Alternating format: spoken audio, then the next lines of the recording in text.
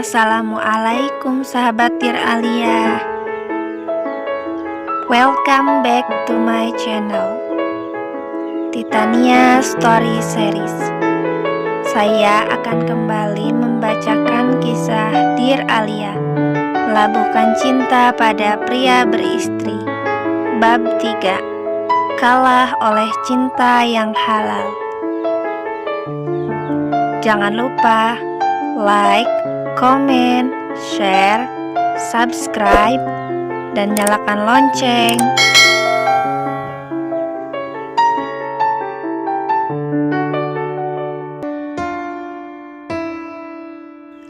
Kamu teh jangan sampai lupa makan. Kalau Nini udah gak ada, siapa yang ingetin atuh? Kamu mah gadis kuat, gadis hebat. Nini mah bangga sama kamu. Jaga kesehatan, jangan sampai jatuh sakit. Saran Nini seraya menggelengkan botol di atas perut Alia. Gadis itu hanya memperhatikan. Nyeri pada ulu hatinya lumayan mereda. Di saat seperti ini, ia jadi teringat akan almarhum mamahnya. Nini Tati juga memiliki penyakit yang sama. Begitupun dengan almarhum mamahnya. Alia terkadang ngeri sendiri mengingat penyakit yang terkadang dianggap sepele. Karena itulah yang menjadi jalan kepergian mamah untuk selama-lamanya.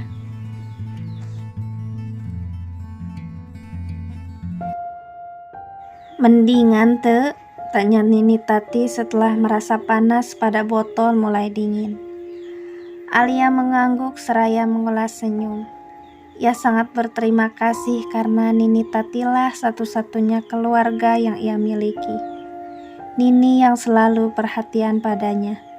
Meski terkadang sesekali Alia merasa kesal kalau Nini sudah bicara soal mitos dan pemikiran yang kolot lainnya. Nini Tati sempat marah dan menyuruh Alia untuk mengembalikan pakaian yang sudah dibelikan Abian. Katanya pamali, takut nanti hubungannya tidak langgeng.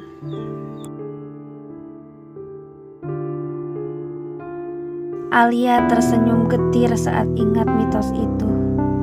Ia ingin mengelak, tetapi ucapan Nini kali ini benar-benar terjadi padanya.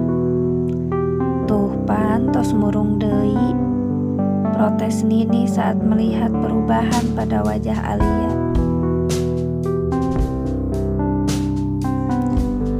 Kumaha Lia we atuh sekarang mah, Nini mau ke dapur bikin bubur. Pungkas Nini seraya bangkit perlahan dan berjalan keluar dengan tubuhnya yang sudah bungkuk. Gerimis sore ini seakan-akan menambah suasana sendu di hati Alia. Ia meraih ponsel yang sedari kemarin hanya tergeletak di atas nakas. Sepi, benar kata Nini. Hanya dirinya yang setia mengingatkan. Mulai sekarang, ia harus mandiri dan menata ruang hati yang telah hampa itu agar pulih seperti sedia kala. Jari lentiknya mulai menjelajahi galeri. Terpampang jelas beberapa foto gambaran dirinya dan Abian. Dua insan yang tampak bahagia. Jutaan kupu-kupu seakan-akan memenuhi relung hati keduanya. Kontras dengan wajah kusut Alia saat ini. Pipi mulusnya yang kencang terawat semenjak menjadi kekasih Abian. Sebab lelaki itu rutin memperhatikan kebutuhan pribadinya. Kini sia-sia saja. Bibir pecah-pecah dengan kulit pipi yang kering, serta mata panda, jelas terlihat. Sejak pernyataan mengejutkan itu, bimbang dan resah yang melanda, membuat Alia sulit memejamkan mata.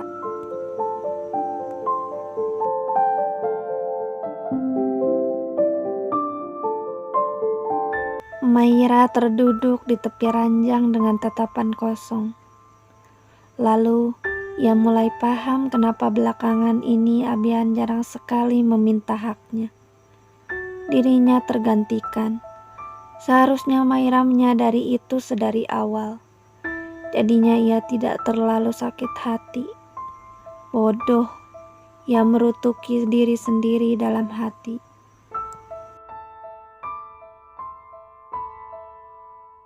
Handle pintu diputar. Derit halusnya membuat Maira menoleh. Abian, lelaki romantis yang biasanya selalu berhasil, membuat dirinya merasa terbang ke awang-awang itu. Langkahnya sejenak terhenti. Tatapan keduanya beradu pada satu titik. Benci, itulah yang tersirat dari sorot mata Maira. Tidak seharusnya ia begitu. Lelaki memang sudah kodratnya seperti itu. Meski sudah beristri, kadang pandangan mereka tidak bisa hanya terfokus pada satu titik. Seharusnya ia siap dengan segala konsekuensi yang akan terjadi. Lagi-lagi, Maira sulit mengendalikan hati kecilnya. Kamu belum tidur? Kamu? Maira menatap Abian tajam. Kemana panggilan Dek yang biasa selalu lirih dari bibir suaminya itu?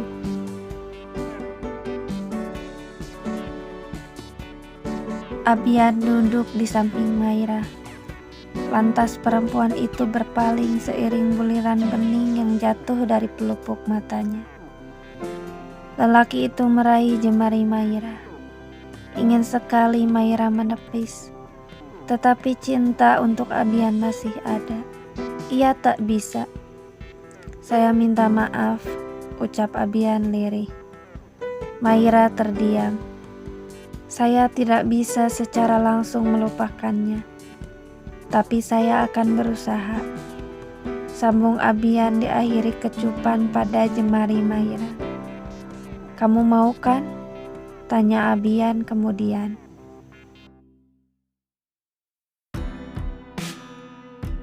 Maira balas menatap. Ibu jari Abian terulur mengusap lelehan air mata di pipi istrinya itu.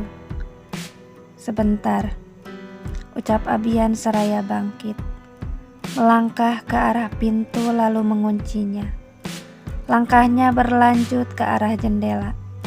Lelaki itu menyatukan kedua sisi gorden biru untuk menutup jerai putih tipis yang sedari tadi melambai halus tertiup angin yang masuk melalui ventilasi.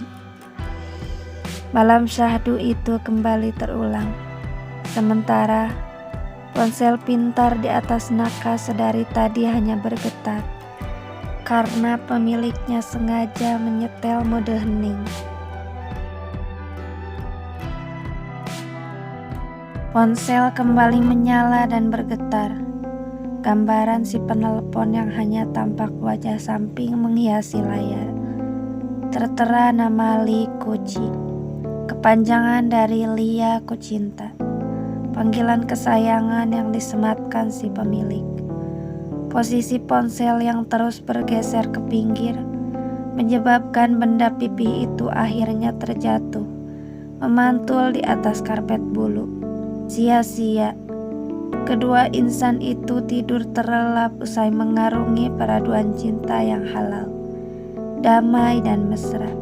Sementara si penelpon terabaikan. Cinta terlarang itu kalah oleh cinta yang telah halal. Alia melempar ponselnya asal.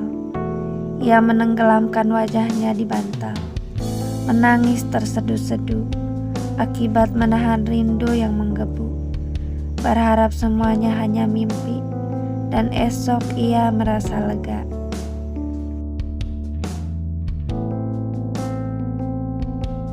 Mentari pagi yang menerobos masuk melalui celah-celah rumah panggung berdinding bambu serta kaca putih yang lebar itu membuat Alia terusik. Netra gadis itu mengerjap beberapa kali, menyesuaikan cahaya. Alia mengubah posisi menjadi duduk, lalu menggeliat malas seraya menguap. Lantas ia menatap indahnya dunia pagi ini. Setelah itu, ia melirik ke arah pintu dan baru tersadar.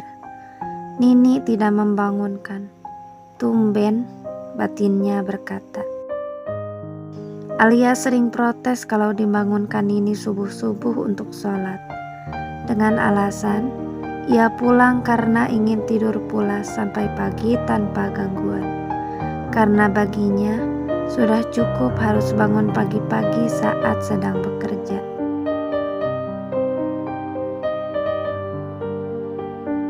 Alia beranjak mencari Nini ke dapur karena biasanya wanita tua itu sedang berjibaku dengan sayuran yang dipetik dari kebun belakang dan disiapkan untuk sarapan dirinya.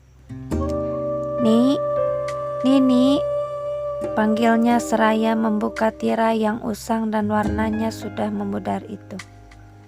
Loh, Nini kemana? Tumben, gumamnya saat tidak mendapati Nini di dapur. Tungku yang biasanya berkobar api kini hanya dihiasi kayu bakar yang terletak di sisi kanan dan kiri. Karena hawa di pedesaan yang dingin saat pagi hari, Alia suka sekali menghangatkan badan usai mandi di depan tungku seraya menyeruput wedang jahe buatan Nini.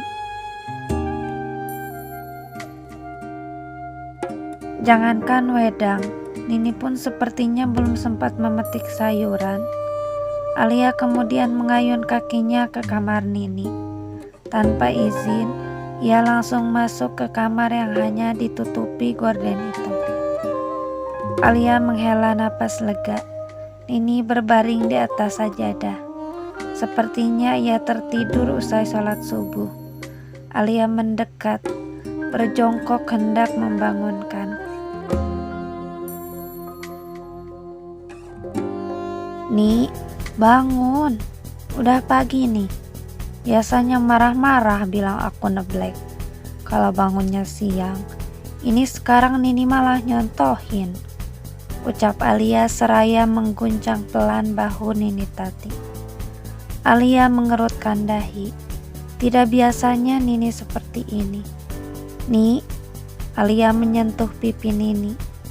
Dingin. Tiba-tiba saja Alia merasa ada tangan tak kasat mata yang meremas hatinya. Nini, ucap Alia dengan suara gemetar, seraya menempelkan jari telunjuknya di hidung Nini. Nini, bangun Ni. Gadis itu memekik keras. Mungkinkah Alia akan ditinggalkan oleh kedua orang yang dicintainya? Nantikan kelanjutannya ya.